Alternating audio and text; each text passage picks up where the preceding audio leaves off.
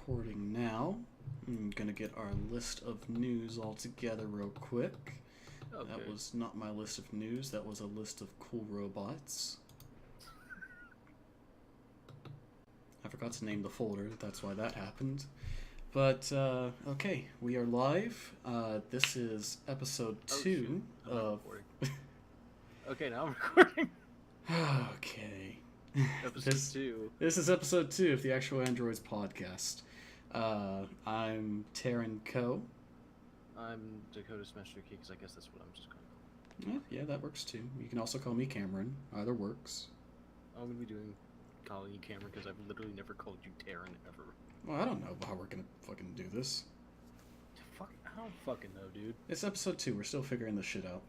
Oh, yeah. But anyways, this is gonna be a show where we kind of talk about video games and cool stuff that's been going on in our lives and things like that.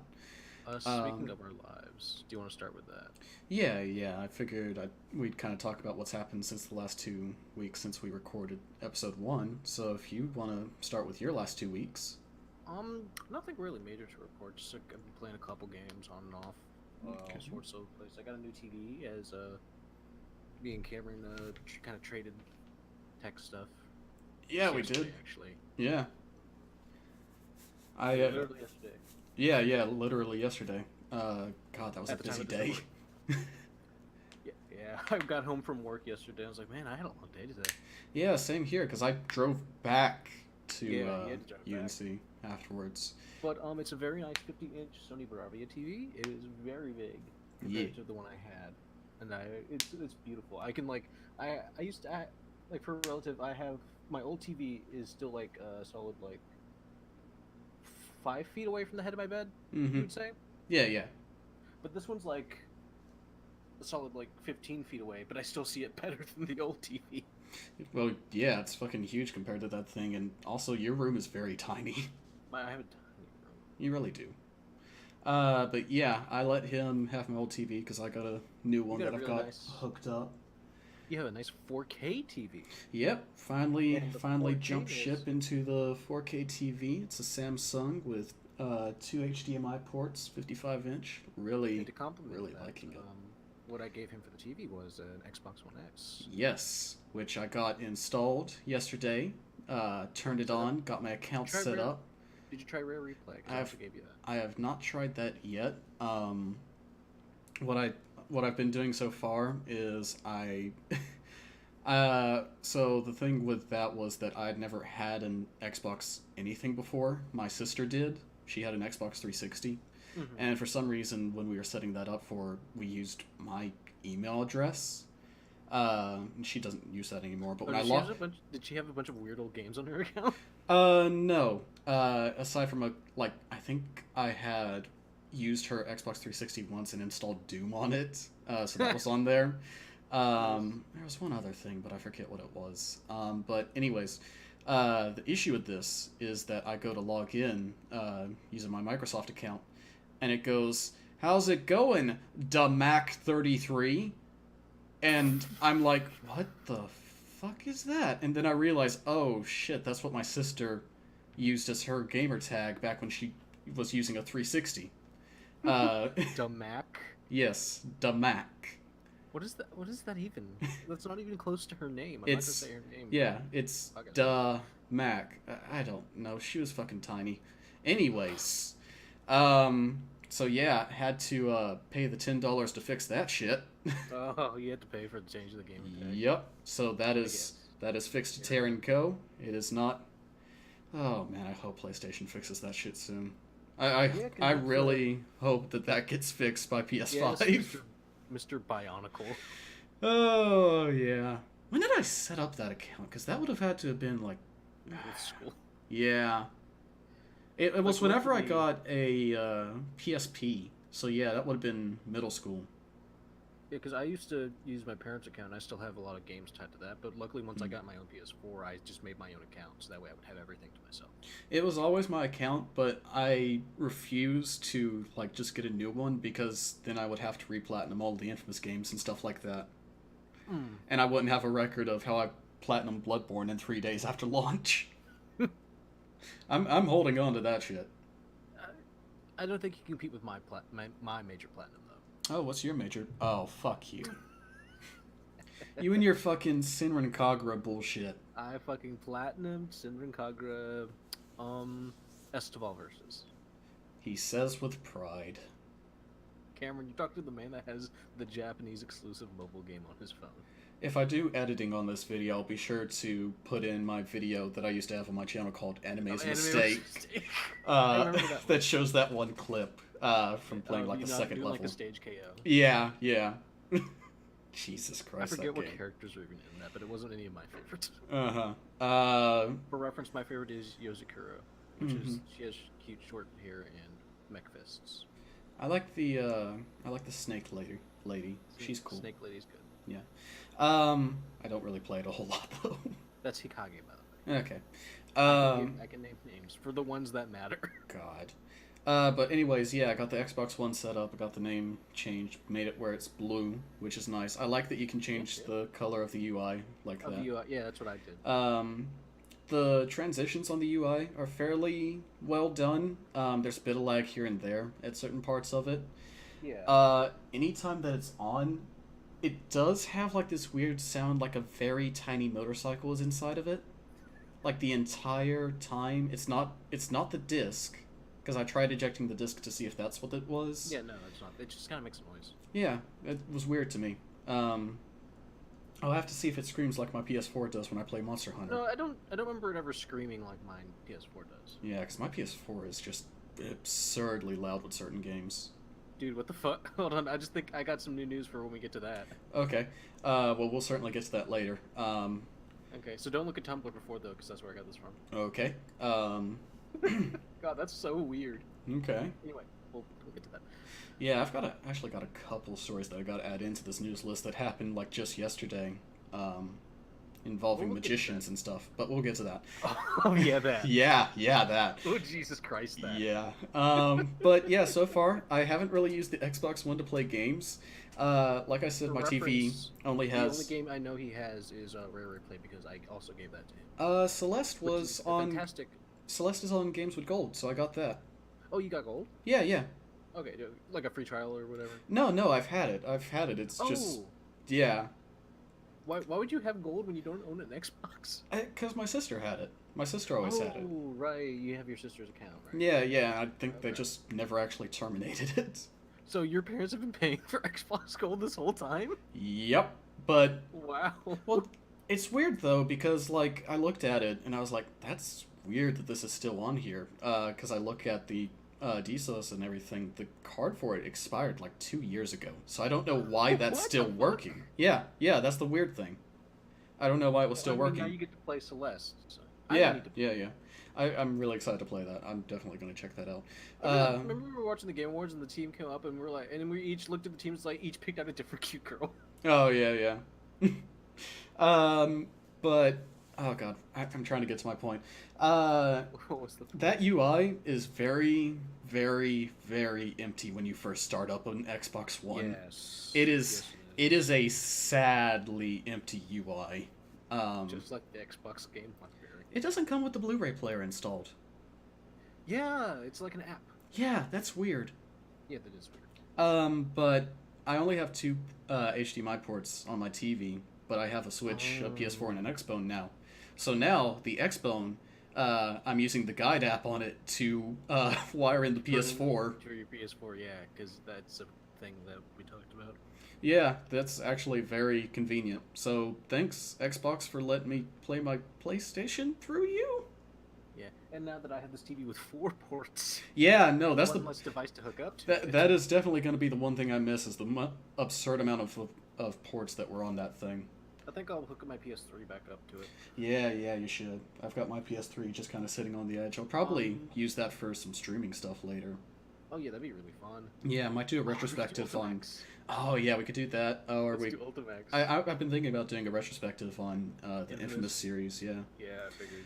I need to write my anime review because I wanted to use the interviews of Monster, because spoilers, that's gonna be my first episode is about interviews of Monster Girls, and I wanted to have like the DVD as a physical prop. One, because I just want to own the series. 2 is having a physical prop there is nice. Sounds good. Oh, do you have we'll get to that when we get to the stories, but do you have a story about the Konosuba dub? No, I do not. I do want to talk about that. Yeah, you can go. You can go ahead. Yeah, yeah. You can go ahead with that. I kind of want to just talk about our weeks first, then we'll get into like news stuff. Okay. Well, the second part of my week is I went with a couple of friends and saw Into the Spider-Verse. Yeah, you did. This is the last 2 weeks. Yeah, yeah. I won't go into too many details about it because you still haven't seen it, but it's great. I won't say that it's my favorite Spider-Man story. I think my favorite Spider-Man story is still being matched up with Spider-Man PS4, Marvel's Spider-Man, however they want to phrase PS4, that. whatever. Spider-Man PS4. I think it's still my favorite story. With that said, this is a just gorgeously animated movie. It easily deserved that award that it got that I cannot remember the name of. No, not the Oscar. People's Choice. People's Choice. People's Choice. Yeah. Oh, we don't care. I don't watch award shows. I don't have TV. You watch the Game Awards though. You care. You're a gamer. God. You care. No one watches the Game Awards for the actual awards. They don't. No, they don't. They watch it for the previews of new cool shit.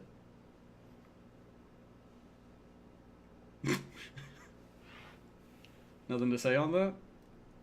What? I wasn't paying attention. Oh, Jesus. What did you say? So that's my week. Go watch Into the Spider-Verse. It's great. And to finish off my week, I've been rotating between 3 games since the last time we talked. Okay. I started Nier Automata. Ooh, yes. I do a little bit more of that, not too far, nothing really to talk about there besides what I already talked about on the previous episode. Right. You're still very early in that. I'm very early. I've been playing more Smash Brothers a lot. Of course I am. Same. I've been, because they have the Spirit events going on like once every weekend. Uh-huh. And I've been doing a lot of amiibo training recently, actually.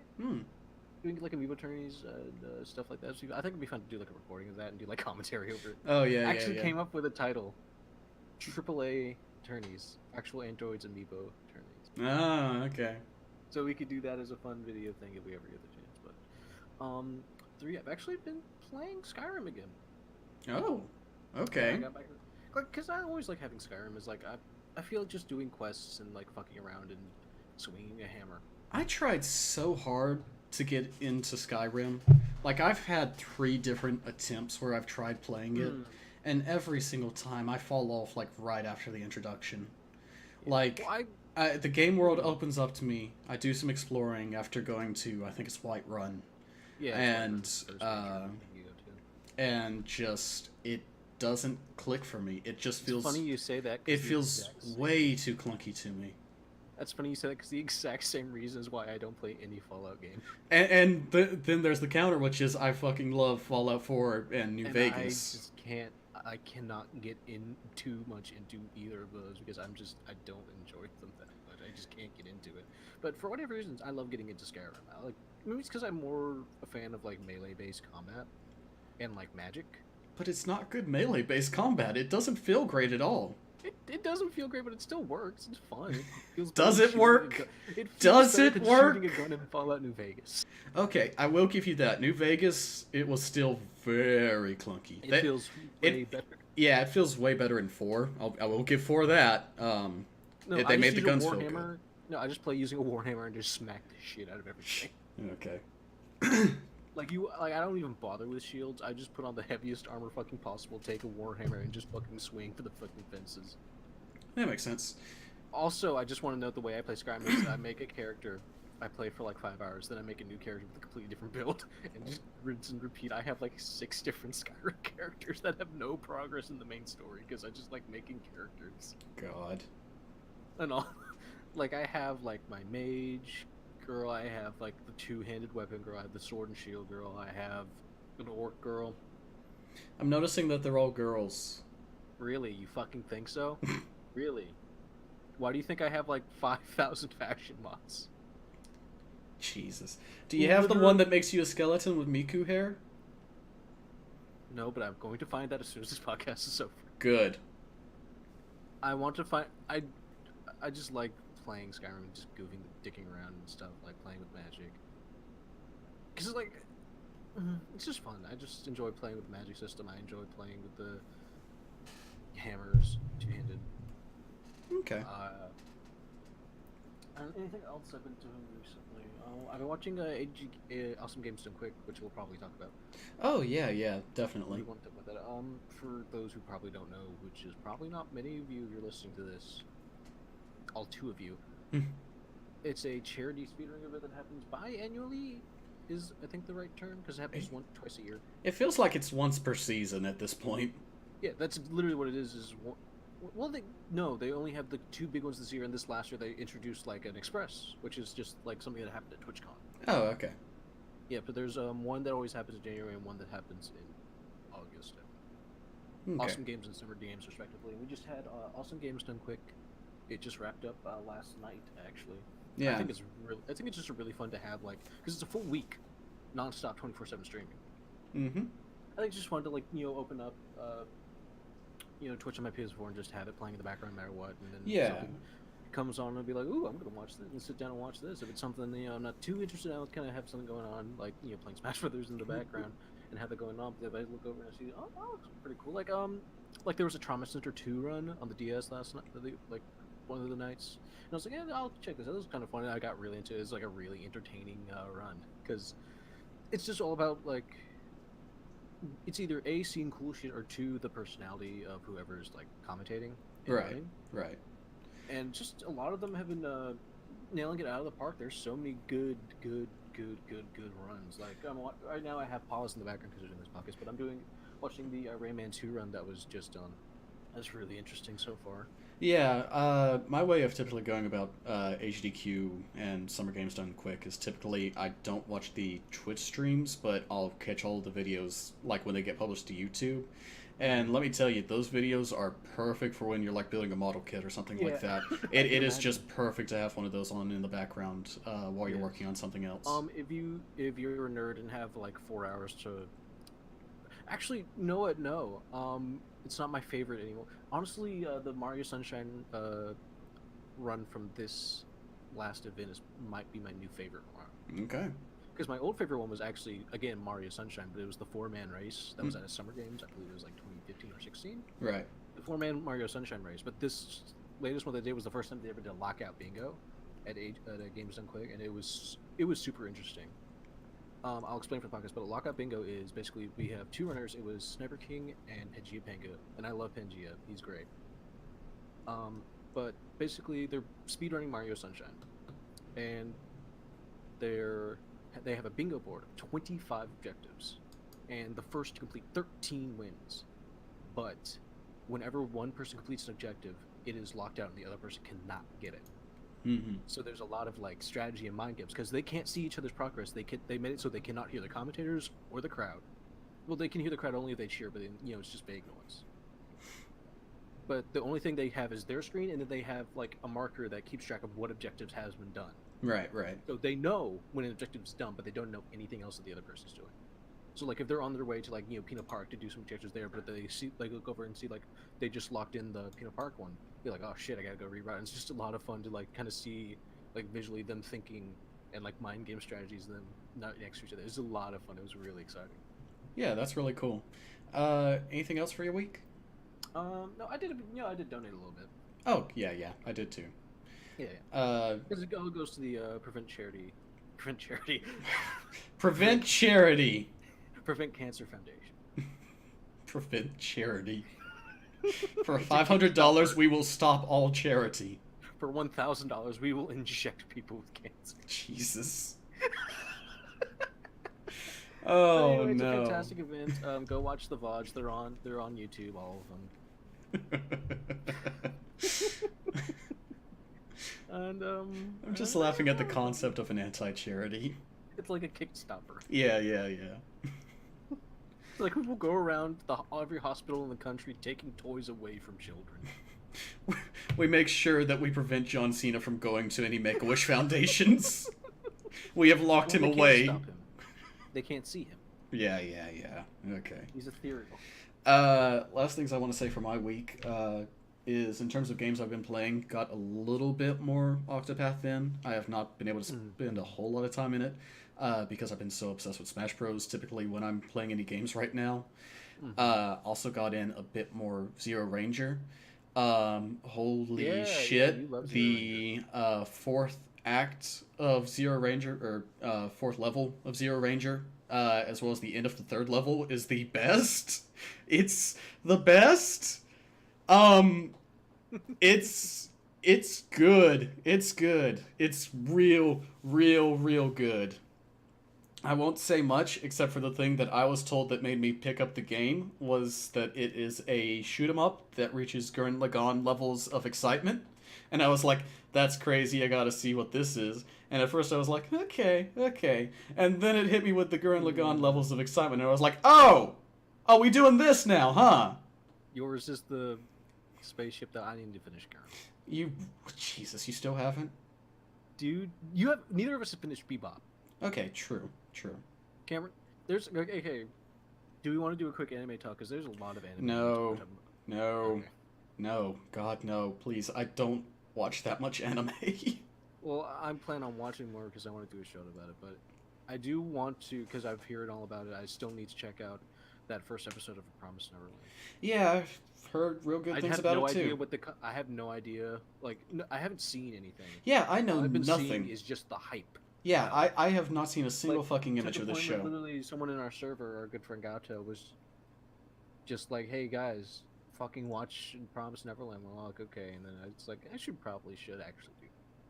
Yeah, for sure. Shoutouts to Gato. Yeah. Okay, so if we're both done with our weeks, I'll roll into the news. You mentioned a Konosuba thing, so if you want to start out with that. Yeah, speaking of anime, after like, I don't know, 3 years maybe? I want to say it's been 3. Yeah, because Konosuba already has 2 seasons.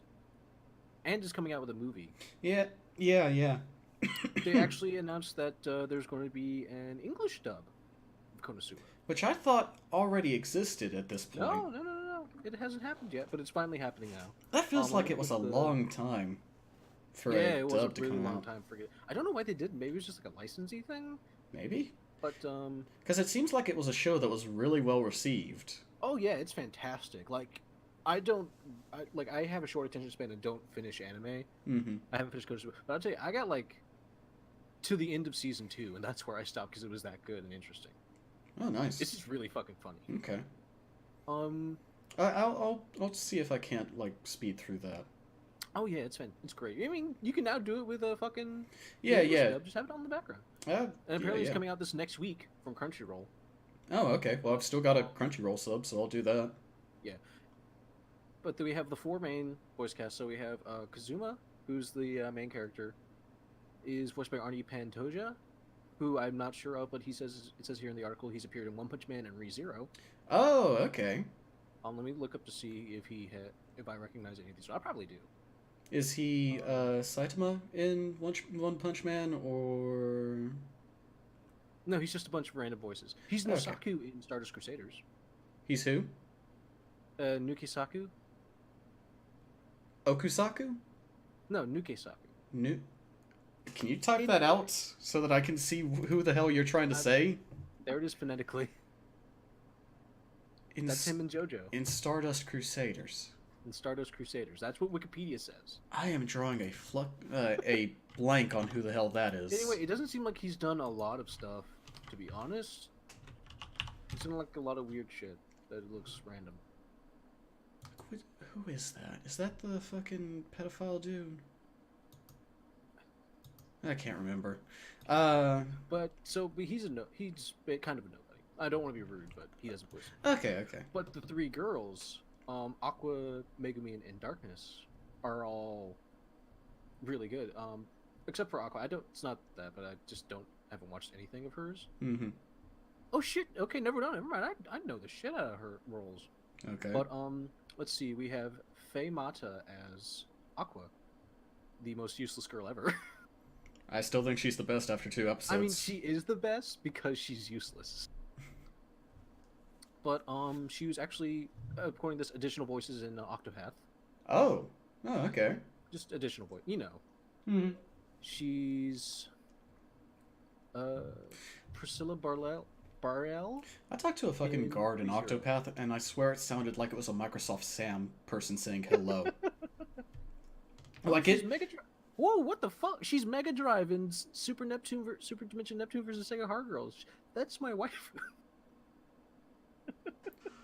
Well, I gotta go fucking play that. Well, the urge to hit the stop recording button grows more and more, but please continue. She's Daria in Shadowverse, Rin in Love Live, and she's oh, let me double check that. Where is it?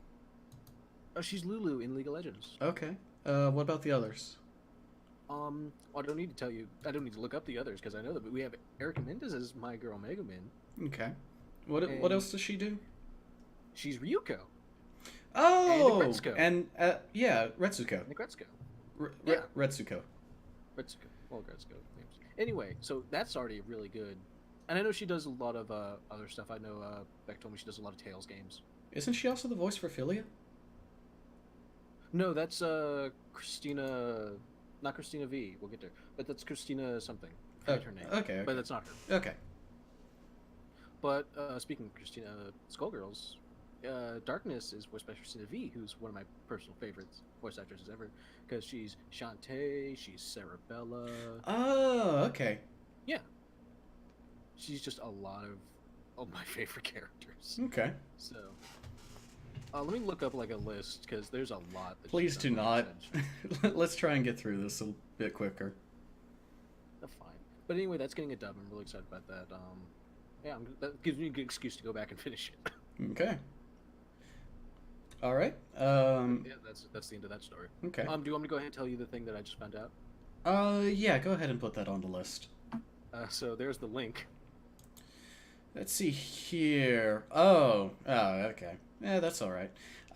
Shin Megami Tensei D-Cross 2 Liberation is getting a crossover with Bayonetta. Yeah, the mobile game. Yeah, that's the SMT mobile game. Did you ever play any of it? I did. I got a decent ways into it. It's fun. It's good. It has the turn pass system you love. Yeah, it has the pass turn system. It's neat. It's fine. Yeah. It has the combat of a SMT game. If you want to play like a little tiny little bit of SMT, then yeah, it's certainly something you can do. Yeah, it's gonna cross with Bayonetta. But yeah, it looks like, which I think is interesting. It looks like Bayonetta will be a summonable demon in that, which is neat. Yeah. I mean, it's always good to see Bayonetta going around. Yeah, that's pretty cool. That's pretty cool. Not a big story, but for anyone who plays the SMT mobile game, that's certainly there for you. I mean, I've had it downloaded on and off. I had it downloaded for the first couple of weeks, but I just don't play a lot of mobile games, so I just ended up deleting it after a little bit. Yeah, I play a handful of mobile games, so I might check this event out. Okay. Get my gotchas in. Yeah. What's next? You want to talk about the thumb drive? No. We'll save that for later.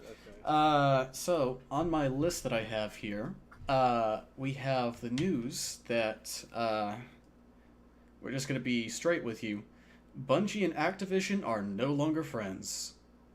Bungie is set to self-publish Destiny from now on and has the rights taken from Activision.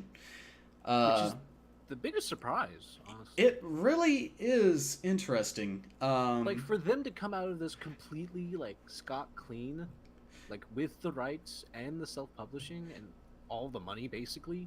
Well, I don't know how much they spent, like, in the back end to get this deal to go through or whatever. But from now on, they're going to keep all the money. Yeah. That Destiny makes. Yeah. Well, I'm sure Activision will still get money based on sales in Destiny 2 and stuff like that. Publishing stuff, but for pretty much but for future stuff, Destiny coming out, it's gonna be all of them, all the money. Yeah. Which, Destiny 2 is still making money.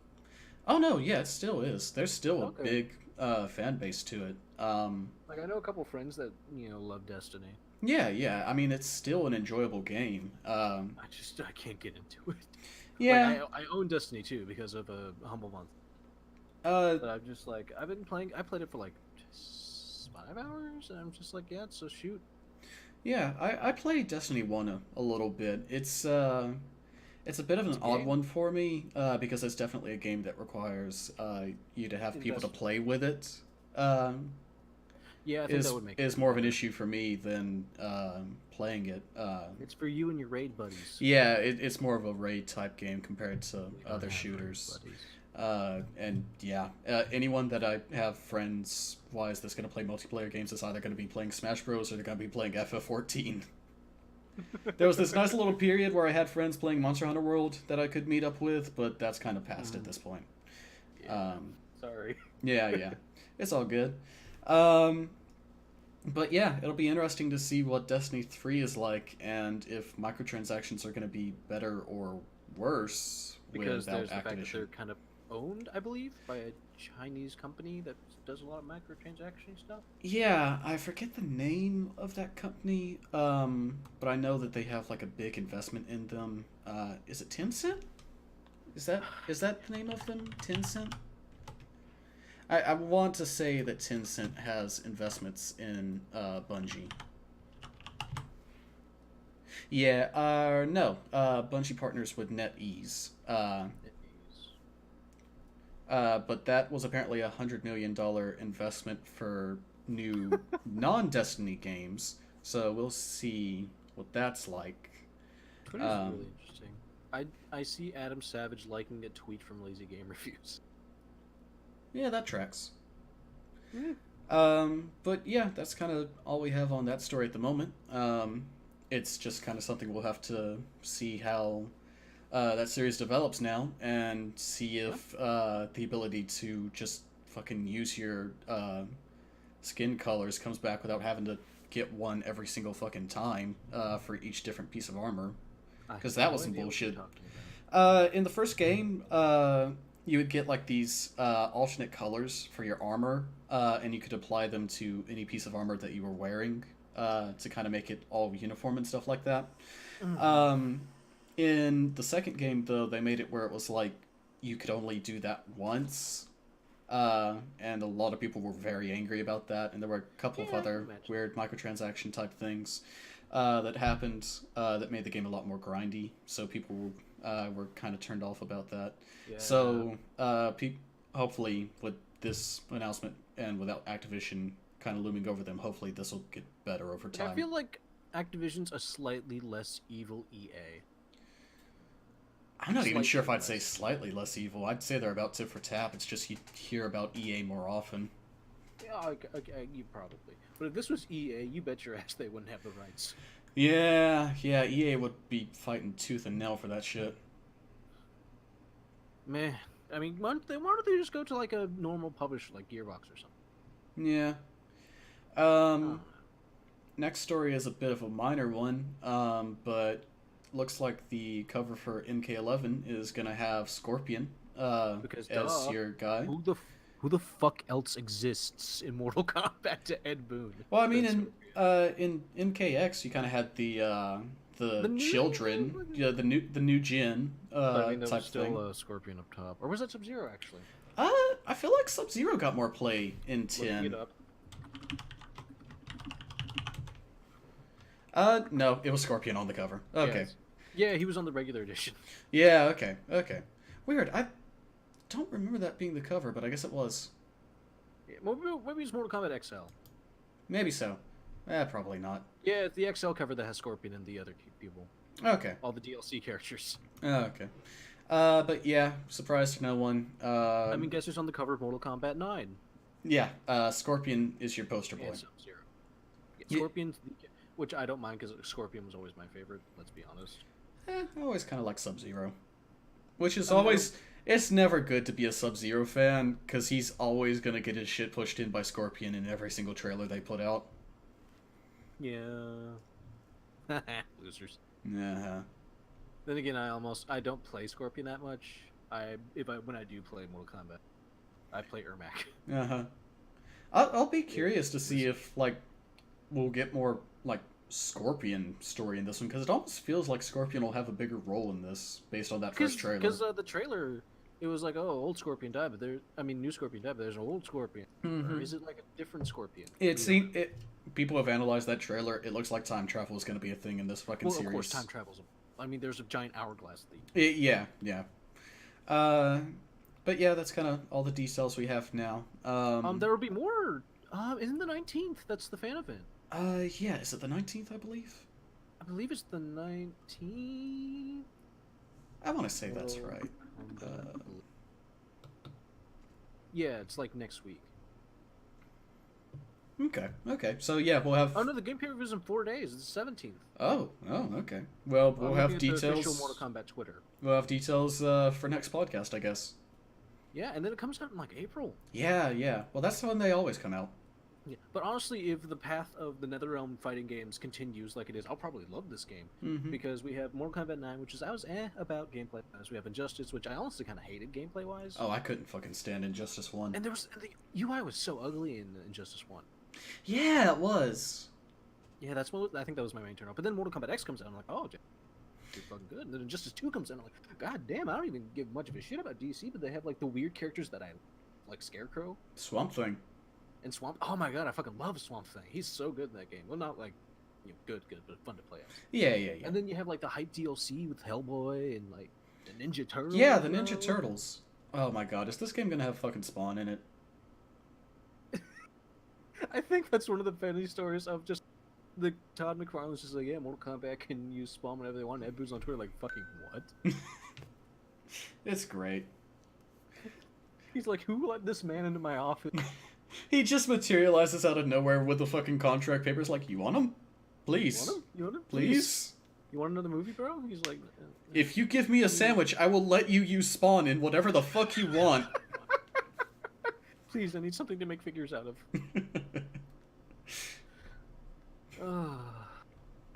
But actually, that gives a good point. Who's gonna be guests this time? Because Mortal Kombat always has like horror movie. It's not Spawn, it's Necrid. Like, he was cut from Soul Calibur 6 to make fucking room in Mortal Kombat 11. No, like you hear that, and people go on Twitter and tell the Soul Calibur team, and the Soul Calibur team is like, who? Who's that? I'm sorry, who's Necrid? That's not one of ours, is it? I don't think this. You mean Nightmare? Sword? Mr. Vanes? Nani? Yeah, whatever. I don't know if you have this story, but DOA kind of got a little bit of delay. Oh, okay. Yeah, because it was supposed to come out in February, and now it's coming out in early to mid-March, I forget. But DOA 6 got a little delay just for polish. Not a big deal. Yeah, that DOA happens. 6 still looks fantastic. I'm probably gonna buy it. Oh man. When is Bloodstained coming out? I know that got a bit of a delay. But and a canceled Vita port. Shocker. Yeah, the Vita port got canceled. That's oh my God. Not surprising to anyone. Here's another news story. Okay. I'll say it next if we're done with this. I don't know when Bloodstained comes out. I follow it. I contributed to it. Yes. It's. I think I also kicked in like a small amount. I don't know if it even has a set release date. I just know it's coming out this year. Yeah, it has to be this year. Yeah, but people were a bit worried about that delay and the fact that Way Forward is helping out with it now. But I've been keeping an eye on the developer commentary and stuff like that. It looks fucking great. Yeah, I mean they had that game come out, which was like like not a mini game, but like a kind of like side. Curse of the Moon. Yeah, Curse of the Moon. That came out, and people fucking loved that. Yeah. That's a pretty good sign. Yeah, for sure. I mean, it's not representative of the last game because it's more of like a classic Castlevania, but this is more G Castlevania. Mm-hmm. But still, I mean, it's good that they're getting something out Yeah, there. for sure. I will say this, though. If this one fails, like if this Kickstarter game fails, Kickstarter games are gonna fucking die. Yes. Like, because this feels like the last chance for Kickstarter games overall. Mighty Number 9 famously bombed. Yeah. Ukulele did not set the world on fire. Yeah. Hat in Time did well. Hat in Time did well, and Hollow Knight did well. Undertale was a Kickstarter game, so... Wait, Undertale was a Kickstarter game? Yeah. I didn't even know that. Muffet was a backer design. Right. I remember you telling me that. Yeah. Okay. So that's like 3, at least. Yeah. You'll notice that they're all, like, smaller projects with much smaller goals, though, so maybe that's... Maybe that's the thing. Projects. Yeah. But we'll see. Hopefully it's good. Like I really hope it's good. Hat in Time just blows ukulele out of the water for everything I've. Yeah. I mean, I don't like seeing games do poorly, but, you know. But I think that's enough of that story. What were you going to bring up? Did you see where Soldier Boy is back in the console market?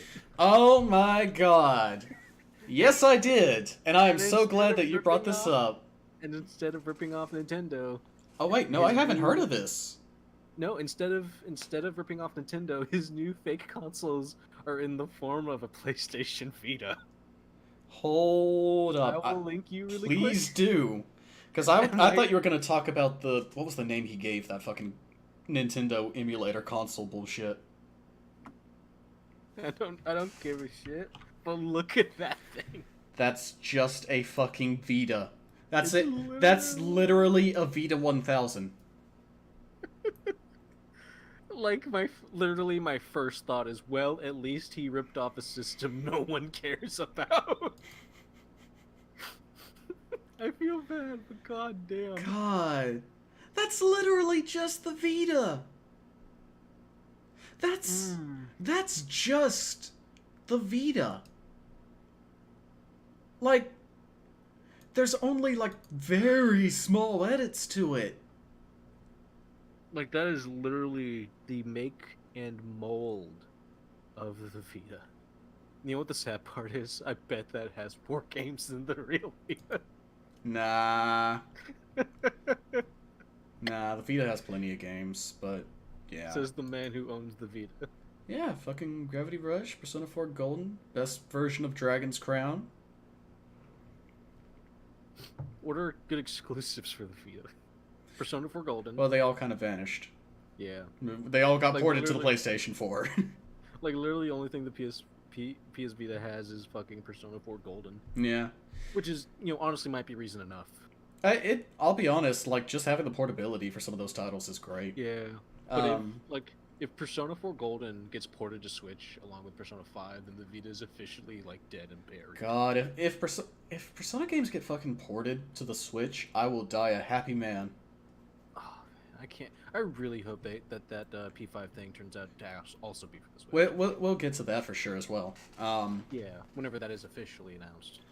Why the fuck does this thing say MP5 on the bottom of the screen? It's way better than MP4, let me tell you. But why does it... And instead of the fucking PlayStation button for your fucking home button on the left of a Vita, it just says Escape. ESC. Escape. Oh, Jesus. Yeah. Oh, well, that's fucking awful.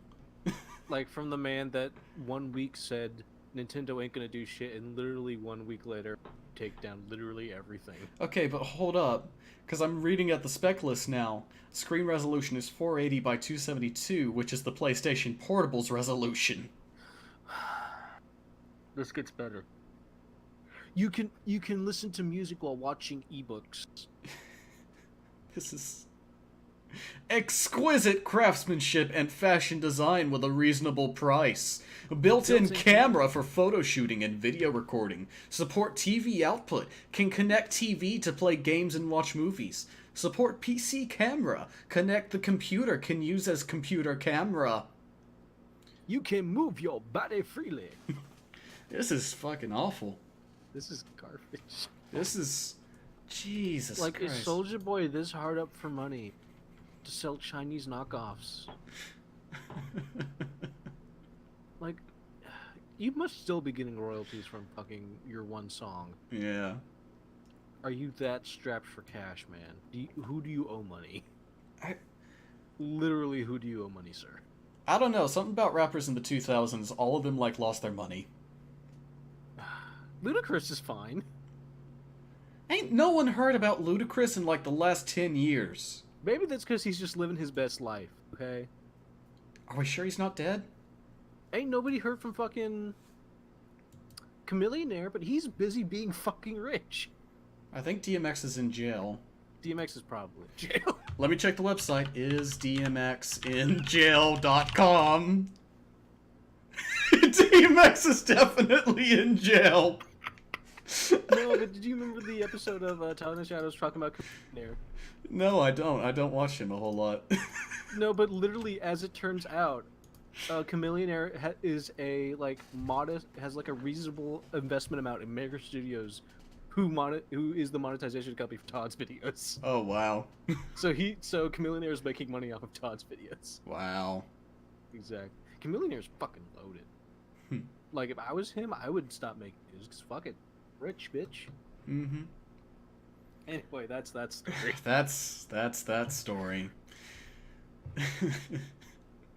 I just love the tweet of Nintendo ain't gonna do shit, followed by an hour later tweet deleted. All known instances of this console, all press information has been removed. It's like, and Reggie's just sitting in his office, like, you. Reggie, don't tell him. Superman that hope. Reggie certainly hopped out of bed and turned his swag on that morning. Oh, I'll tell you God. that. Anyways. That's literally the only Soldier Boy songs. Moving on. Please. Sekiro Shadows Die Twice will be on the higher end of spectrum of freedom compared to previous From efforts. Which means it'll have a little bit more of an open imagine. Yeah. Details are saying that there will be a hub zone that you kind of get to after playing through the game a little bit, and that'll be sort of opening you up to these different paths you can go on. Mm-hmm. It says that you can teleport to this hub area from anywhere in the game, okay. But that the paths will kind of be a bit more lengthy, I guess, than what we're kind of used to. Yeah.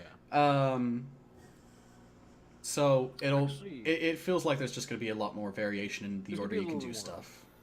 Speaking of souls, did you see where someone found the opening cinematic like area in Bloodborne? It depends on what you're talking about. Because I know there's a guy that I've been watching. He does a lot of videos, where he found like test footage in the game's data files. Oh, it's like someone found like the specific alley in game. Oh, okay. Yeah, I just linked it to you. Let's see here. Is this? Oh no, this is a different person, or is it? It's not like 1-to-1, but it looks pretty accurate. Yeah. I see what they're saying. Yeah. It's just one of those things like, oh, that's neat. Well, there's this guy that I've been following who does a lot of sort of analysis of both Bloodborne and Dark Souls 3, and kind of looking at beta and cut content. He's even got like an alpha build of Bloodborne that shows, you know, that door that's behind not Cleric Beast. Oh god, what's his name? The first boss that you can fight on that bridge. On the bridge. Are you sure it's not the like? Not Bloodstarved Beast. Like the one that, like right to the left, right? Yeah. Wait, is that Cleric Beast? I think that's Cleric Beast. The one that jumps down, right? Yeah, because that's not Vicar Amelia. Yeah.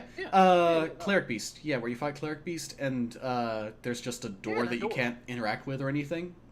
Yeah, that was super going to be an alternate pathway to get to Cathedral Ward. Really? Yeah. Like people had always known this because you could drop pennies there, and you know that little area that has all the pots that you break, and there's a chest at the end. That's where that goes to, and that was going to be an alternate way. And there's also a way that you can test this out by, if you go to that area with the pots, quit out of the game, and then load back in.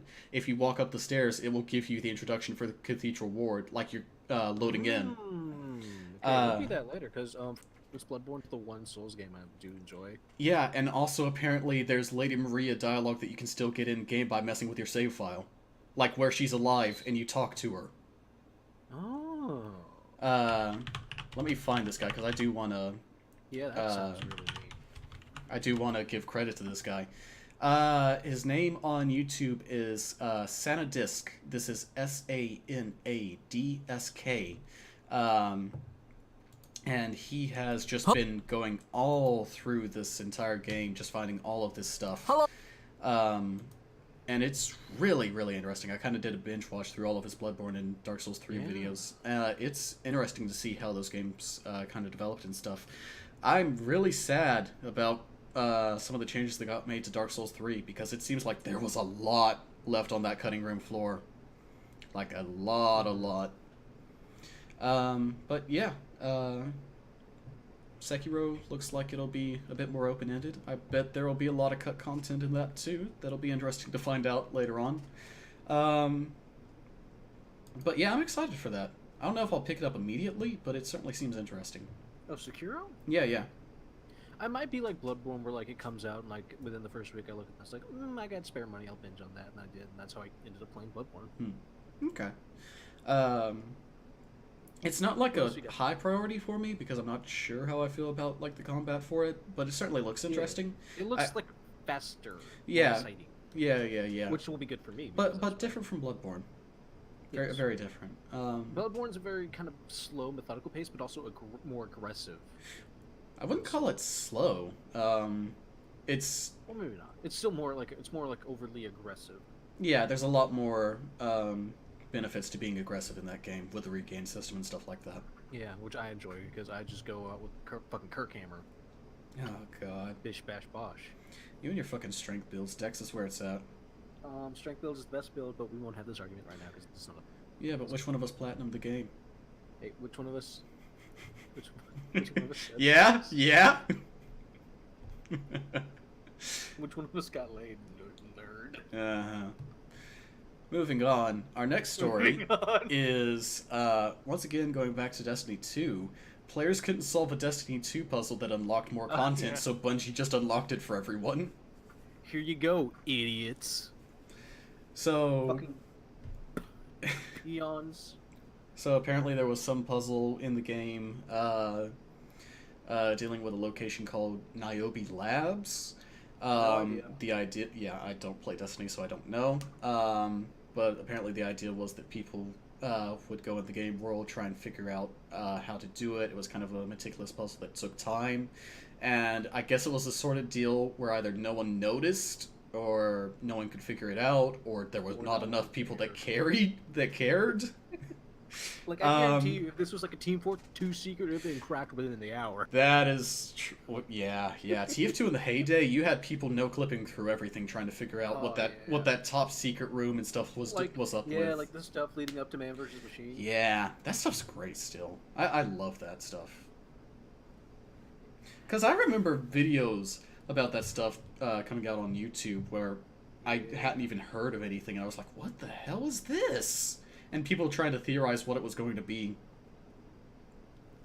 Turns out it's PvE mode. Yeah. Which I fucking wish Overwatch would have for more than 1 month. Yeah.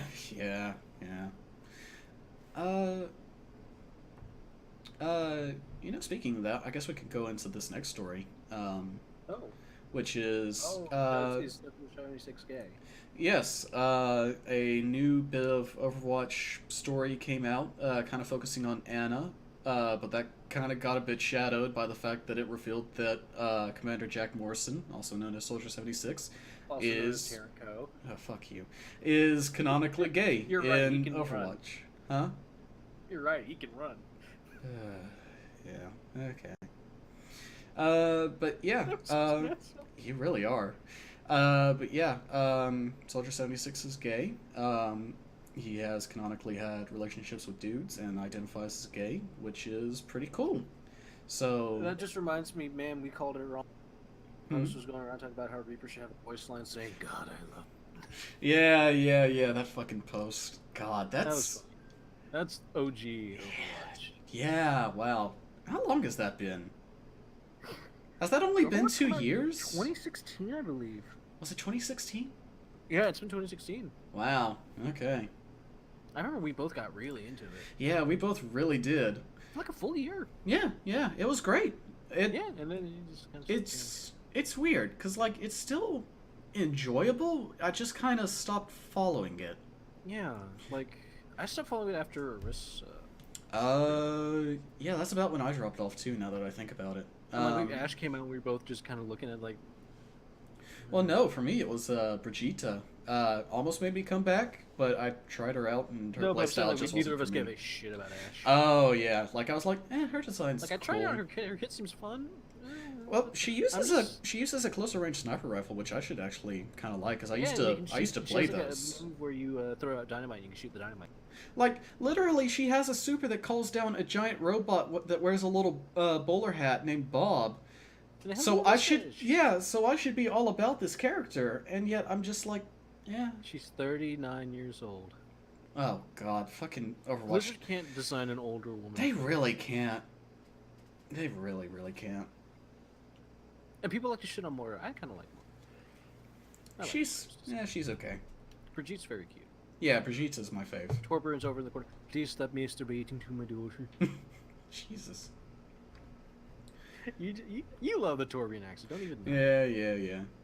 It's very funny to imagine the tiny man. Uh-huh. Wasn't there a fucking...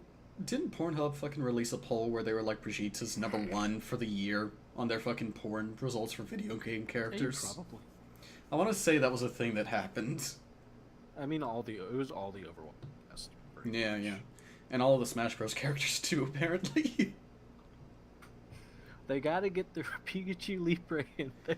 Oh, Jesus Christ. The Pika Pussy. This show is cancelled. Goodbye, everyone. This show was never... Fuck, you put too much effort in at this point making that UI to cancel the show now. Yeah, okay.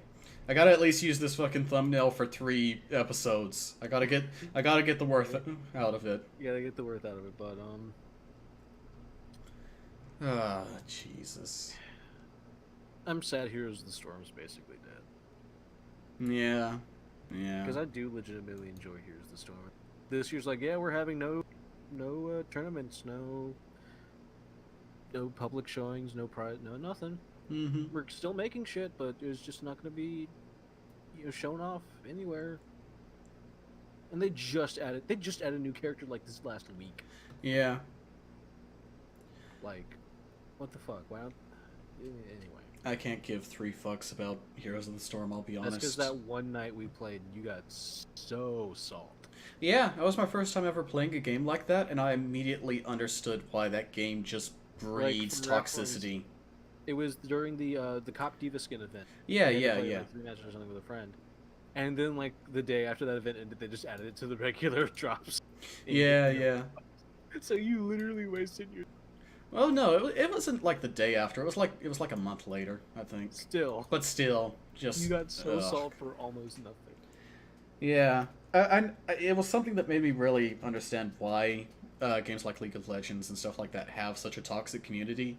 Is that toxic games? Well, it's a thing of it is a game that very much relies on multiplayer, which is not your primary issue.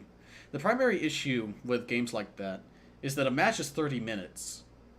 And with a fighting game, if you lose a match, you lost in a span of like 3 minutes tops. 5 minutes. 5 minutes tops, yeah. You play around with Smash Bros, like 3 stocks, whatever, that's going to take you 5 minutes. Like 6 minutes, probably. With a game like this... If you get your ass stomped. Yeah. With a game like this, you start losing at minute 2, and you keep losing, and you keep losing, and you keep losing, and you keep losing, and you're just like, okay, team, let's attack this point. Why are you going the fuck over there? What the fuck? This is why you need to have like it's a one where you play with nothing but friends. Yeah. Cause like if you spend any amount of time where you're not having fun for 30 minutes, it's understandable to see why people just fucking lose their fucking minds in that game. Yeah. Especially people that are already of that sort of toxic type variety. Yeah. Because we're not... I think it's fair to say me and you aren't, like, toxic players. Oh, no. God, no. Like, I never get angry at other people. I get kind of salty sometimes. Well, yeah, I understand getting salty, but that's different from, like... That's different from, like, literally, like, getting angry at other people. But like when we play Smash Brothers with the crew. Oh yeah. I gotta admit the one we did with Flaw was literal bullshit.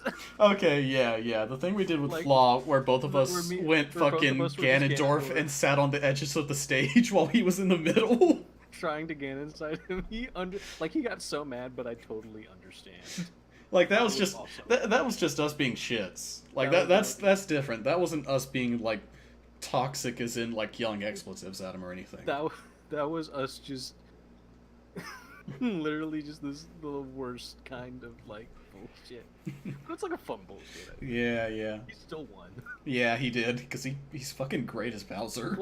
Flaw's a legitimate player. Yeah, like, yeah.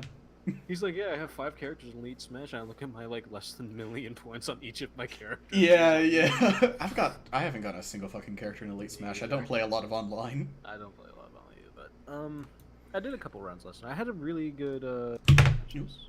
Oh shit. I dropped my mouse. It's all good. What were we talking about? Welcome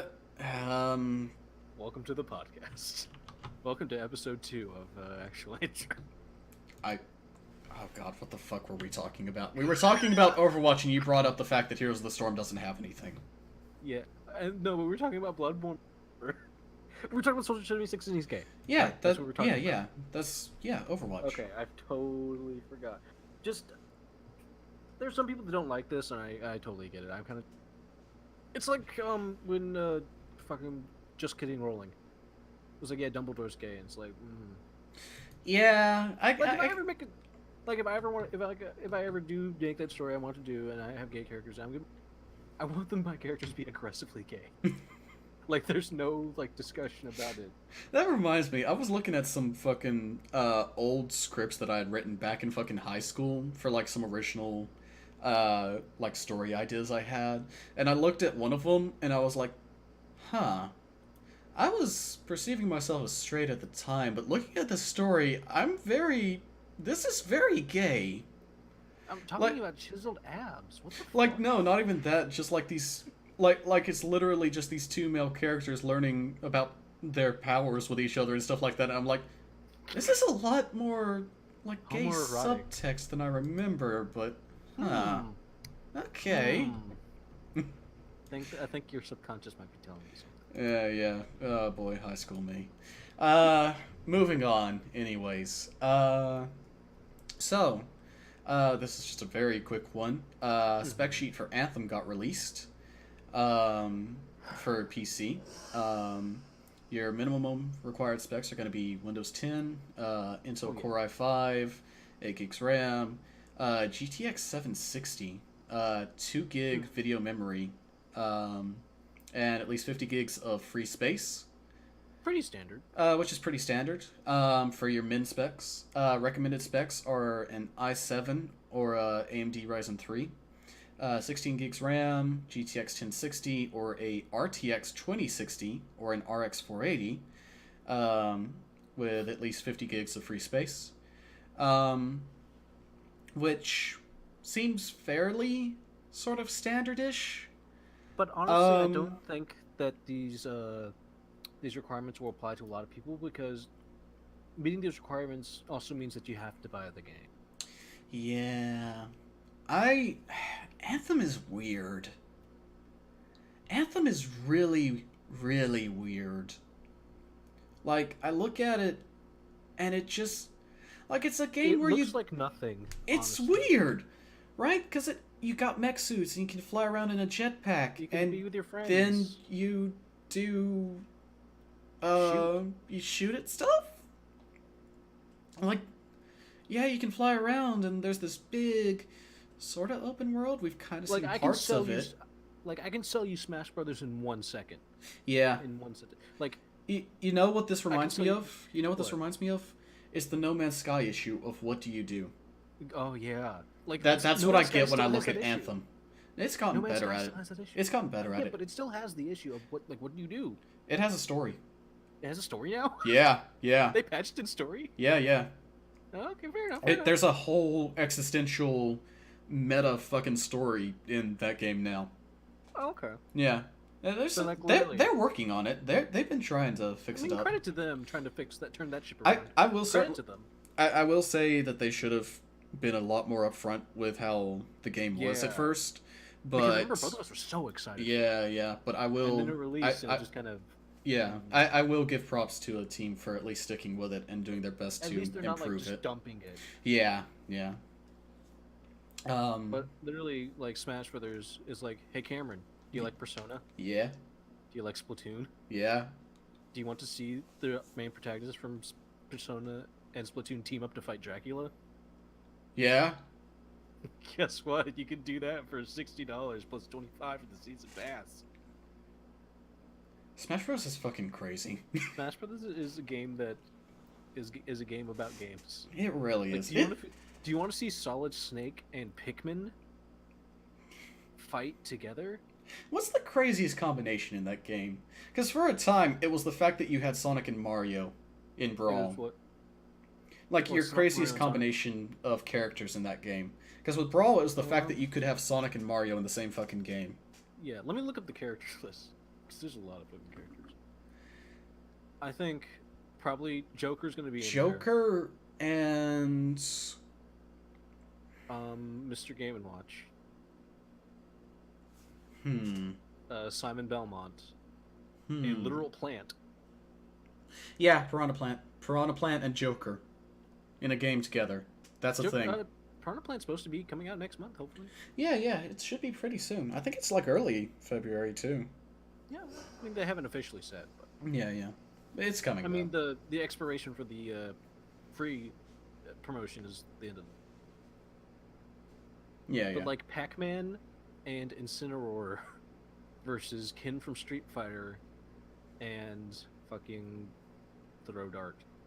Yeah. Kid Icarus versus Solid Snake and Mega Man versus Cloud and Bayonetta versus Isabelle.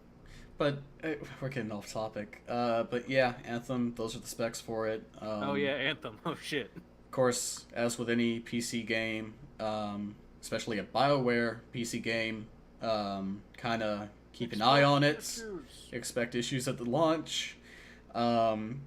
Expect that 50 is perfect at launch on PC. Expect that 50 gigs to be double what it is because there's always going to be patches and stuff like that. Oh, of course. Just kind of, I'm legit just very wary about this game. They already announced the new Dragon Age thing. That's maybe 3. Oh, and there's a demo for this game, February 1st through February 3rd. It launches in February. February 22nd. I wish it luck. I hope BioWare doesn't die because I have several friends massively in love with Dragon Age. Well, fucking Dragon Age got a fucking reveal for a new game.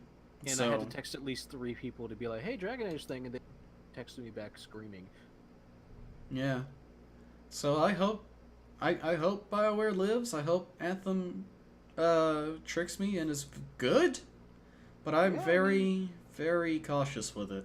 I feel like we haven't seen a whole lot in terms of like story and things like that. Man, speaking of games that should come out, when's Borderlands 3 gonna come out? What's Gearbox? Well, it's funny you bring that up because before we get to that, new ratings point to Borderlands on PS4 and Xbox One. Right, I remember this. So hey, when's the last time you played Borderlands 1? I actually played it this past year. Within the last year with Becky for a little bit, but I gave up because it was so weird and jank.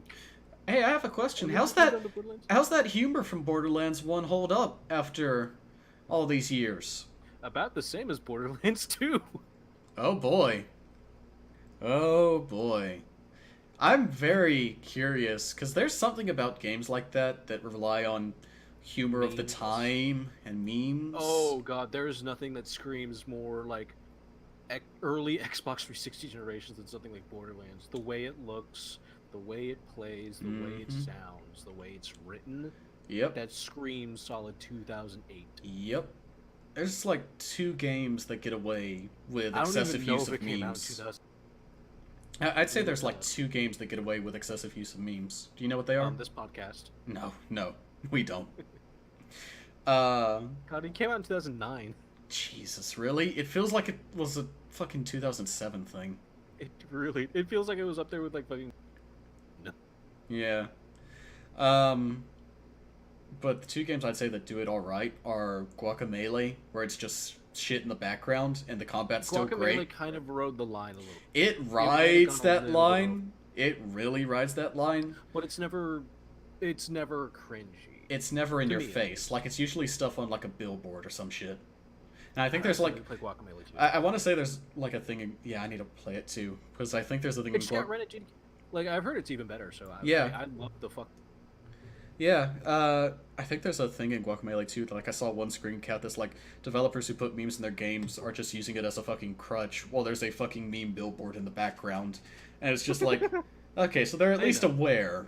They know. I hope they toned it down at least a little bit. And the other one I'd say is kind of, it's less meme, more reference. Valhalla does it pretty well, I'd say. Yeah, Valhalla. Valhalla has a lot of references, but they're never like super in your face or anything like that. Mm-hmm. And they're usually like deep cut stuff that doesn't really like take you out of the experience usually. It makes sense in universe. Yeah. Fucking fucking porn site called Shining Fingered. That game's great. Oh man. So Borderlands. yeah, Borderlands. I don't think that I don't think that 1 and 2 would hold up very well in a re-release. I'm gonna be honest. 2 holds up. Well, 2 already got re-released. Okay. Well, in terms of gameplay, they would. I'd say in terms of and story and writing, I think those would fucking. Borderlands 2 didn't hold up when it came out. Yeah. Like, trust me, you skip the dialogue on like a playthrough, on the first playthrough actually. Borderlands 2 has one real good joke, and it's when you're at the end of the fucking game, and Claptrap's following you to the final area, and there's just a bunch of stairs, and he goes, "No!" That's the one good thing you did. You did it good. That one's a good joke. It had a good setup. Congrats. Congrats, you did that. You did the joke. Good job. Like, I can't remember any of the dialogue from Borderlands besides like dialogue I hated. Yeah, I think there's a thing about a diamond unicorn that shoots guns. I think that's the thing at the start of the fucking game. Oh, the fucking butt stallion. Yeah. Which was my nickname in high school. Cameron, can I taste that? No, I can't. You were Fuck there. You were there. Alright. While we're on the topic of Borderlands, Gearbox Studios. yeah, watch Randy Pitchford as he makes this one thumb drive disappear. So let me just pull up this That's fucking. That's the best setup. let me pull up this fucking story. I'm gonna use from embezzling funds from Sega. I'm gonna use the Ars Technica story because that's kind of the one that I feel has this written up best. Amidst a legal battle, Gearbox CEO says he left USB stick of porn at medieval times. I have several questions right so off the bat. there are several things here. First being Number one. Okay, what are your points? Okay, so before we even start, let's talk about what this is. CEO that used to work at Gearbox left the company. No, he still works there. Oh no, not CEO. He's a lawyer. Lawyer. Well, no, the guy who originally got sued by Gearbox ended up countersuing and following defamation, and also sent out all this dirty laundry on Randy Pitchford, where he's like, yeah, Pitchford totally took a $12 million bonus that he hid from Gearbox staffers and siphoned elsewhere into his fucking side company. And then he's also Randy Pitchford stealing money. Yeah, Randy Pitchford stole money? What? That's crazy. Fucking Sega off in the corner just trying their best to look shocked. Yeah, but the more disturbing thing is that there is also the allegation that Pitchford left a USB drive of underage pornography on a USB stick at a restaurant, which is disgusting. I have 3 questions right off that sentence. I have a question. Number 1, why are you putting your kitty porn on a fucking USB drive? 2, why the fuck are you taking it out with you? 3, why the fuck, if you're taking it out to fucking medieval times of all goddamn places? Yeah, it's fucking weird. It's weird. Like my brain is really just like, what? It should also be noted that David Eddings, a former Gearbox vice president, sent out a vague Twitter post after this story broke, just saying, just 2 words, "It's true," which he later sent out a follow-up tweet that said, "Liar, check. Conman, check. Perv, no idea." So, no guarantee on that one, but this is Randy Pitchford is the man who tried to sell Battleborn by creating a subreddit for battle porn. And was that was a thing. That he was recently on a podcast talking about how he scored. Yes. On the cover of a Magic fucking magazine. Yes, that is true. So as we scroll down this article, which I will now link you to, we get to part 2 of it, which is like Cameron. Which is titled "Randy's Rebuttal: The Porn Was a Magic Trick." Which goes into this podcast that you were talking about. Bizarrely enough, Pitchford corroborates some of the story's details by appearing on a podcast that went live one day after Calendar's suit was filed. On the December 22nd episode of the Piff Pod, Pitchford talks at length about porn that he enjoys watching, including camgirl pornography, in which a host exposes themselves to a live feed and takes requests and financial tips from consumers. So Pitchford That's a really nice way of putting it. Pitchford gets off to giving fucking financial tips to random women, I guess. You don't mean like advice, you mean like tips.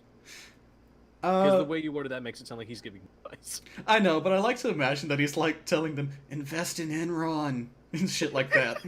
It's like, trust us, we'll handle the aliens license. Pitchford explained that he was a consumer of this content. He confirmed that he copied a specific video. Too. You don't hear me telling you that on podcast. Well, actually. He confirmed that he copied a specific video to his memory stick to, as he describes it, work out the method of how a cowgirl host faked the act of female ejaculation. Be warned, he describes the video looks in particularly graphic detail. I realized this is not a sex worker, Pitchford said on the show. This is a fucking magician.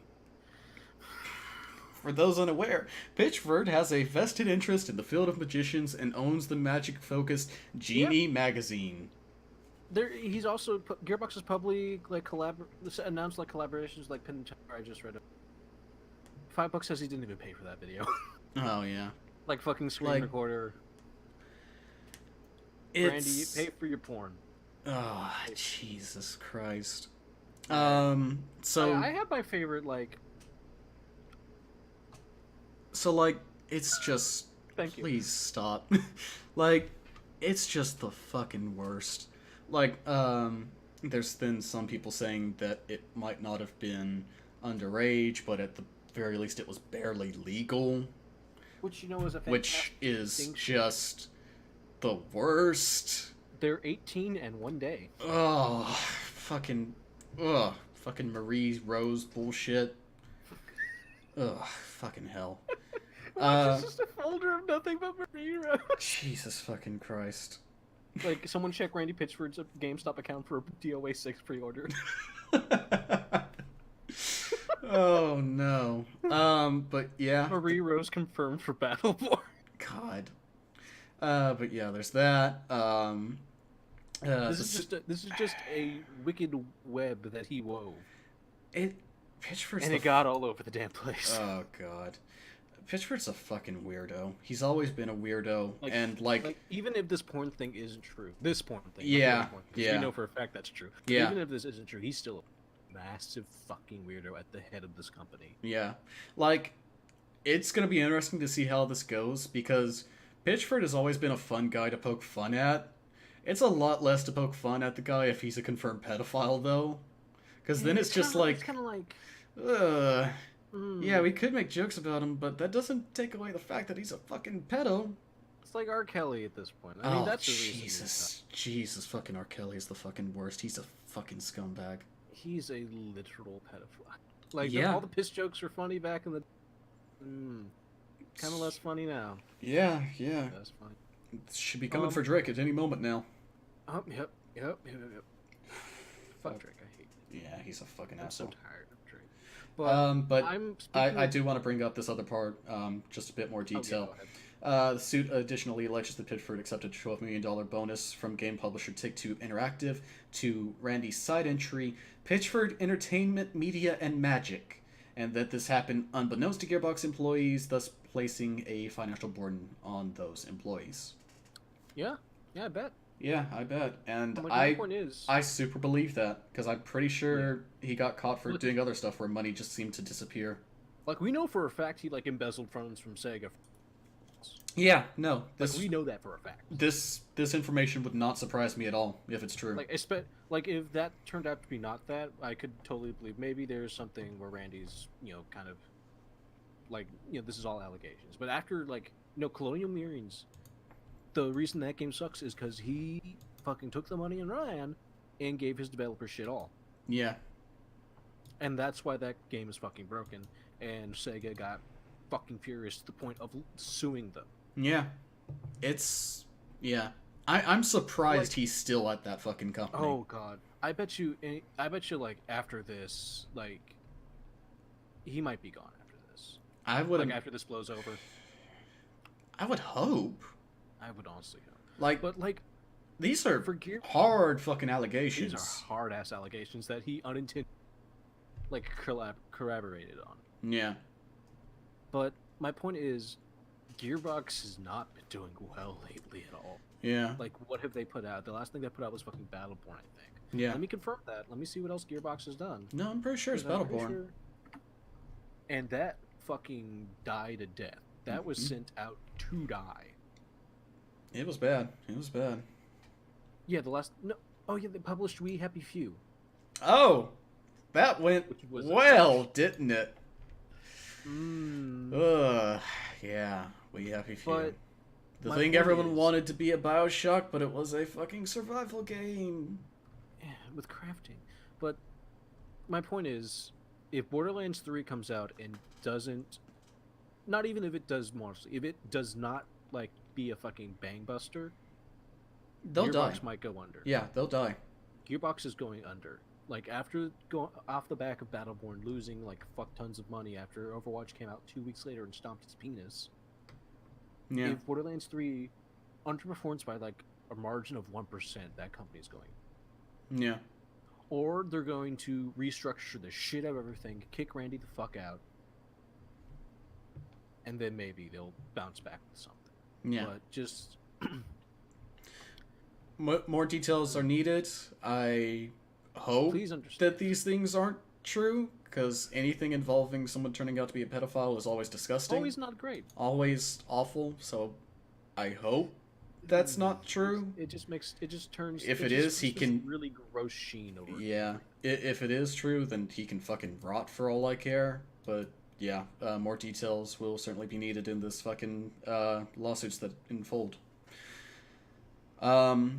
Moving on. It's been a while. In the 2 weeks since our last podcast, Persona 5R got announced. Which is we don't know what it is. Come back in March. We just got a small little trailer thing that starts with a Sony PlayStation logo. I will note that. So it's probably not a Switch port. However, people have noted that along with P5R getting a trademark before this trailer was revealed, there was also a P5S that got a domain name set up. So there's still a possibility. But yeah, there's no proper details on what this is.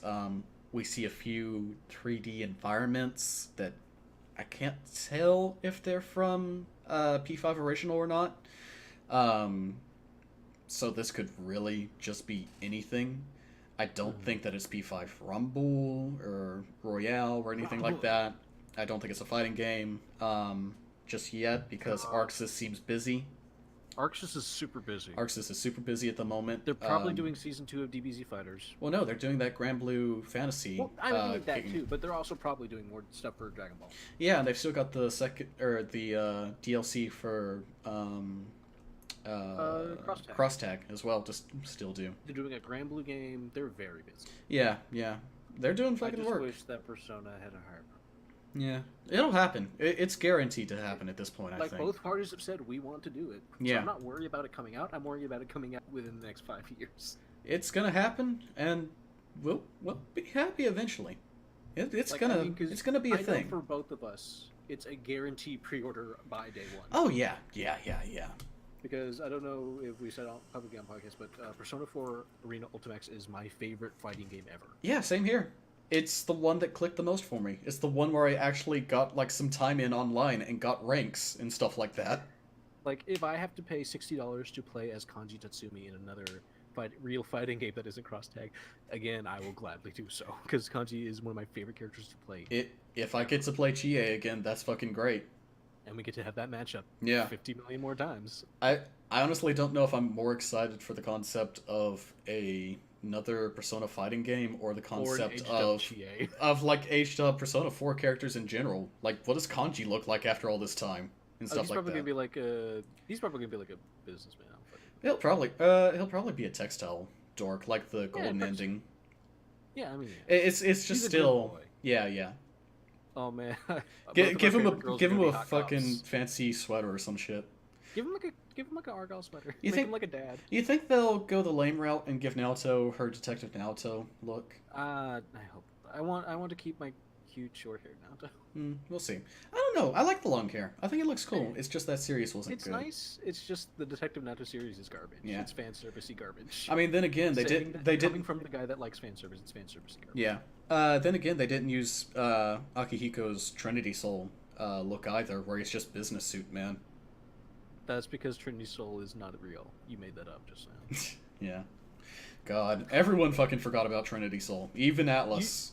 No, Cameron, I know exactly what you want from Chie. You want the Chie from that Naoto murder fantasy. Where she's just like sexy couple. Nah. Titties hanging out. Nah. I want like oh god. Like cute cop Classic outfit. Like cop in training outfit, but she'd have like her jacket like tied around the waist or something like that. Casual Chun-Li. Yeah. Yeah. God, Chun-Li has so many costumes. With the hat. Of course. Yeah. You're gonna have a cute hat. Yeah, like that's what I'd imagine. That's why I like Naoto's. She has a cute hat. Mm-hmm. I hope she keeps the Argyle pants. Yeah, she probably will. Naoto's the best girl. The Argyle pants were a arena thing, weren't they? Like that's not vanilla. I'm pretty sure that was a change. It's a very good change. Yeah, it was a good update. I'm pretty sure Naoto in her Persona 4 design doesn't have that though. Or just make her look like Dancing All Night, because that's also very good. Mm-hmm. And stop having erections on the podcast, excuse me. Jesus Christ, dude. But yeah, no, well, Naoto's P4 design doesn't have that. Okay. Yeah. I actually never noticed that. Yeah. No, there were a lot of changes. Speaking of which, I've been watching this camera recently, and I wanted to introduce her into my Magic magazine. God, that's so fucking weird. Like, why would you even... He's such a fucking weirdo.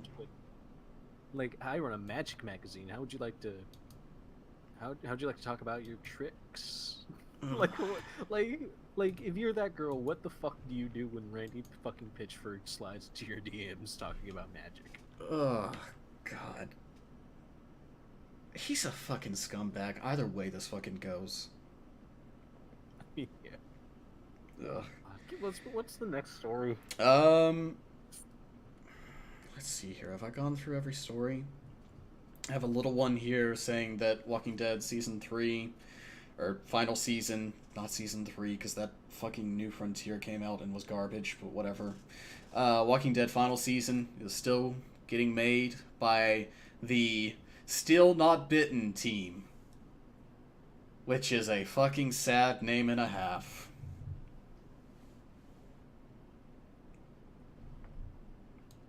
Dakota? Well, the next story. This is a case where I would literally rather have nothing. Yeah. I would rather have nothing. And I would have rather... I don't know about you. Did you play or watch a playthrough of Season 2 and Season 3 of Walking Dead? No. No? Okay. I don't know if I'm in the minority here. I wish they didn't continue with Clementine. I think that Season 1 was a perfect ending for how that character was going to go. And it feels kind of weird seeing the rest of it afterwards and stuff like that. Like, I wish it was more open-ended. Mm-hmm. I think 2 was okay-ish, I guess, for that, but still. It's, I would have preferred more separate stories and stuff like that. Like an anthology. Yeah, it would have worked better as like an Life is anthology Strange is for me doing personally. Yeah, it is. Except for the prequel thing, but yeah, I don't think that counts. It doesn't. It doesn't. It's like a side story. Yeah, that was a side. Like keep that sort of stuff to like side stories, but have like the main seasons be anthology. Yeah, but I'd really rather have nothing. I don't. It's funny. I wouldn't even feel good supporting this. I'll be honest. Yeah. But it's funny because this series about Walking Dead itself has become a lifeless zombie shambling on. Yeah. Obvious joke. Yeah, obvious joke is obvious. Yeah. Well, I'm gonna leave now and see you next time. Okay. I have one last story if I can find Do you it have real anything else quick. depressing Well, this last story is a Fallout 76 story as soon as I can find it. So, yes, here we are. Bethesda will ban you to ask you the reason why they've banned you. So this one is kind of... I thought you were going to talk about the dev room thing. That's what this is. That's what this is about. about. Is this part of it? Yeah. So, Bethesda is going around and banning people and is saying, tell us... Well, here, let me read what the email is that people have gotten. Greetings. We would like to reach out to you concerning this Fallout 76 account. Our records indicate that a character, or characters on this account, appear to be in a corrupted and or unusual state at the time. This form of character corruption is typically seen after a character has visited an area within the game which isn't typically accessible via normal gameplay. In an effort to ensure the integrity of these characters and this account as a whole, we have temporarily suspended this Fallout 76 account. Oftentimes, this form of corruption is directly introduced while performing the unique steps necessary to gain access to one of the locations described above. To properly address and correct this issue, your assistance is vital. They go in about tell us how you did this and so on and so forth. So really, what this is, and people have kind of figured this out, is a thinly veiled way, because recently people... How did you guys do this? Yes, it is literally them going, okay, people have started getting into the dev room. For those who don't know about Fallout and Skyrim games, dev rooms are rooms inside each of Bethesda's games that hold chests that hold every single item in the game. These are rooms that you use to grab items and then test certain conditions, to test certain stories and stuff like that, real quick. It's like QA testers. Yes, it's for QA test. For some reason, Bethesda never removes these rooms at all from the final game. Well, I mean, to be fair, in games like Fallout 4 and Skyrim, which are pure single-player games, who gives a shit? Yeah. In those games, it's never really mattered. In a multiplayer game, having the ability for a player to somehow load into this game, even at the slightest chance, because you have to recognize you are a multiplayer game, people are going to hack. Not only are you a multiplayer game, you're a multiplayer Bethesda game. People are gonna hack pretty quickly. Who's laughing now? Like, it's... Why would you leave your dev room in the multiplayer game? Like, you couldn't remove... Like, you could leave it in a dev build and have a separate build from the main game, but let's face it, you'd probably fuck that up somehow. And it's just this weird, thinly veiled email they're sending out to people where they're not directly saying, hey, you got into the dev room, tell us how the fuck you did that. Instead, they're going, hey, you did a thing. That's weird. How'd you do it? And we'll... So, tell me... Tell us why we banned you. It's literally the teacher giving the student, why are you in detention right now? Yeah, it's the... Okay, how does this work? You talk first, I talk first? It's literally that kind of bullshit. It's... How does this game keep fucking up like this? Like, this is like the... fucking sixth bad thing about 76 to happen since like 2 months ago. Yep. There was the fucking alcohol thing, there was the fucking bags, there's the fucking... There's so much going on with 76. Like, this is a fuck up on a new level. Like, literally telling the cheaters, hey, how'd you cheat? How'd you do that? Because we don't know. How'd you cheat? Please? Like, just... It's the fucking worst. And it's even worse that they're using this sort of around the bush fucking way of talking about this, because then someone makes a tweet like this talking about this because they don't know about the dev room deal. Like, they could have just gotten a random fuck up. And they post this, and then the whole world sees it, and everyone just thinks, oh, Bethesda is banning random people without even giving them a reason because they don't know, and makes them look even worse than if they just were like, you got into the dev room, tell us how. Like, you have double fucked up. And it's just fucking awful. Everything about this game is just an absolute disaster.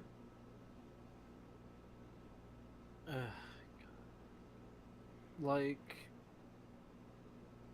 Country roads, take me home to the dev room. I belong. Oh, God. But that's pretty much all of the news I've got for the last 2 weeks to kind of talk about. Do you have anything else you want to talk about? I mean, if we want to continue talking about depressing stuff, I don't have a segue for this. Yeah, okay. Oh, God. Just... the 76 stuff is just... like, Jesus. At first, it was like, oh, this is awful. Then it kind of became farcical, where everyone was laughing at it for how bad it was. At this point, it's just sad.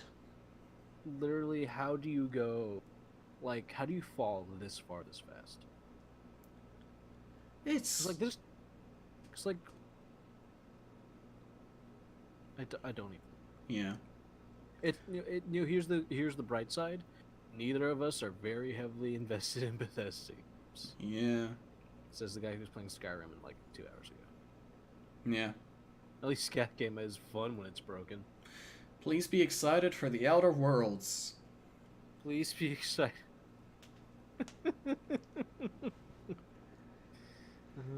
Oh, boy. That game does look legitimately good. Yeah, it looks fucking awesome. I can't wait for it. And the Shade Throne. Yeah, yeah. The original developer. Basically, they said from the developers of the good Fallout. Yeah, yeah. Oh man, I'm super excited for that. Single player RPG. Yeah. That looks fucking great. Fucking Cyberpunk 2077 looks fucking great. Bethesda's gonna have a fucking run for their money these next couple years. Bethesda's just... And also keep in mind, Starlink is their next thing, not Elder Scrolls 6. Not Elder Scrolls 6, it's Starlink. Their brand new thing that better be a good space thing, because you're gonna have to deal with original Fallout people doing space crazy shit. And they showed off gameplay. And they showed off gameplay already. They showed off environments, and they look damn good. Yeah, they do. They showed off writing. It's at the very least interesting. Yeah, yeah. At least I don't have a baby. Like, it's got this weird 50s style propaganda colonialism mixed with space, which looks rad. Kind of like Hitchhikers. Yeah, yeah. It looks great. It's right up my alley. It's right up my alley. Looks like right up my asshole. But Bethesda is on a very slippery slope. Mm-hmm. Like, thanks, Todd. Even though you probably only have like tangential connections to this. Yeah. It's a weird thing where all of the stuff not made by Bethesda is doing pretty dang good, but not the Bethesda stuff. That's because they keep using the same fucking engine. Yeah, yeah. That's what killed Telltale. God, you're fucking right. Like, literally, Telltale died because they kept using the like ancient, dusty engine that couldn't do what they wanted it to. Yeah. And they never took. They never had the time to update it and or fix it because they kept taking more projects than they could fucking handle. Yeah. Like, literally, that's why the quality dipped so low, is because these people were stretched thin as like tissue paper. I wanna look at how old that fucking engine is that Bethesda uses. It's been there since Skyrim. Skyrim was like... It's before Skyrim, my friend. Oh, God. Is it built off Oblivion? I think so. The creation engine is created by Bethesda Games Work based on the Gamebryo engine. Creation engine was used for Elder Scrolls V Skyrim, Fallout 4, and Fallout 76, but it should be noted this is heavily based off of the Gamebryo engine, which dates all the way back to 2008. To fucking Morrowind. I'm sorry, this Gamebryo engine actually has a version for 2004 for Sid Meier's Pirates. Oh, like the earliest one I see is they used Gamebryo for Morrowind. Oh, in 2002. Yeah. Like in terms of stuff Bethesda's done, yeah, Morrowind I think is the earliest use of Gamebryo, but that's a fucking long time. What did we call their space game? Starlight? Starfield. Starfield. We already forgot the fucking name. Well, yeah, because it was just a fucking PNG.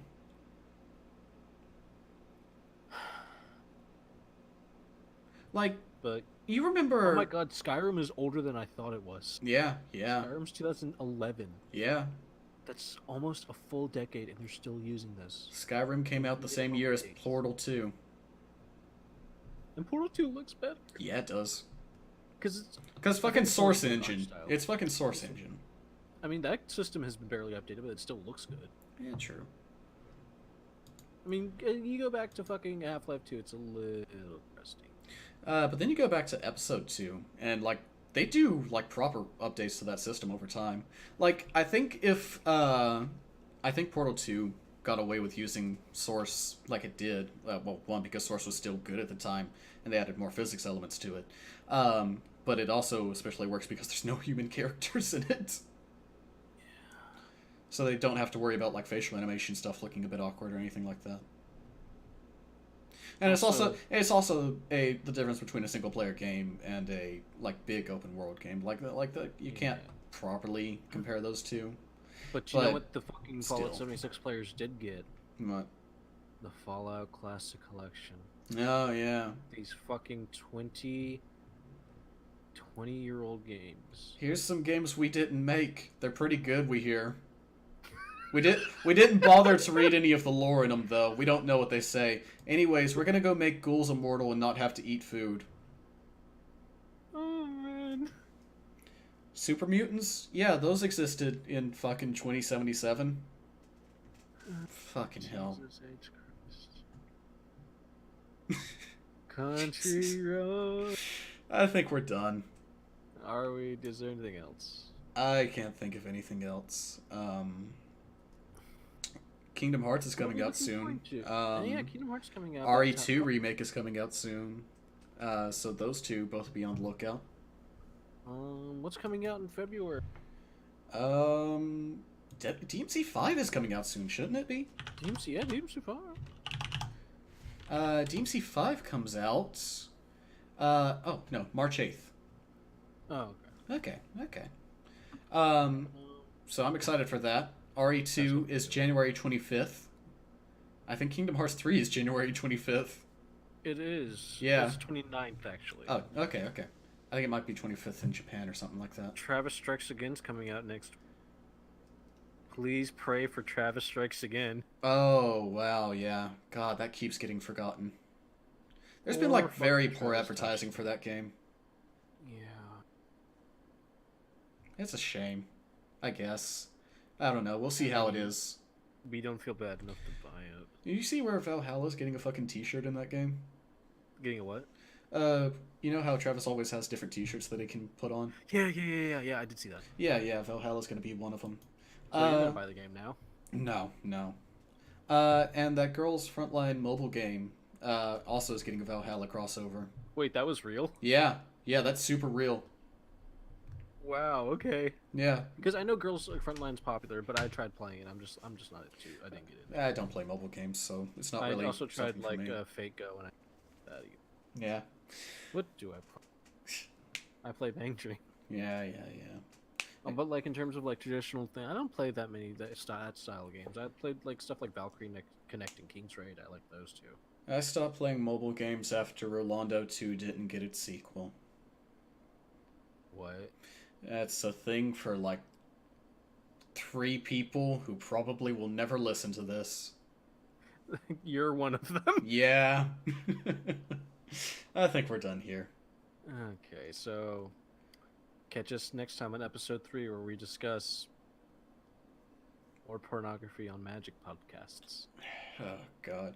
Watch as we make this podcast disappear. Bye. Hey, do you want to do like an outro thing? This is the outro. Goodbye. I said the joke and we were cutting off. Bye. Yeah.